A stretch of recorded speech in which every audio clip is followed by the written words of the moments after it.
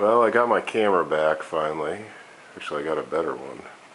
But anyway, I thought I'd give you guys a little update on the Caliga Cab. I've been doing some of the little details. I've got the hard drive hutch glued in place now.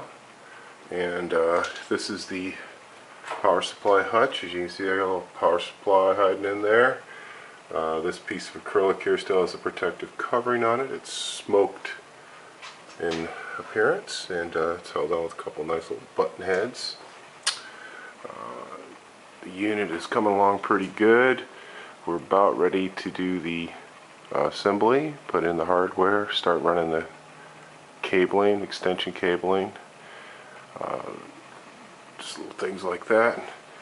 We're going to have 4 switches here for lights. Take a look at the back of it there. Got it up on the bench so I can really see what the heck I'm doing.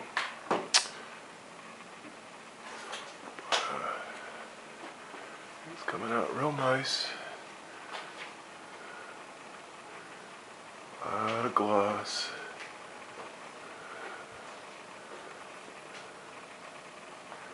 Very time consuming, but the final result is pretty satisfying.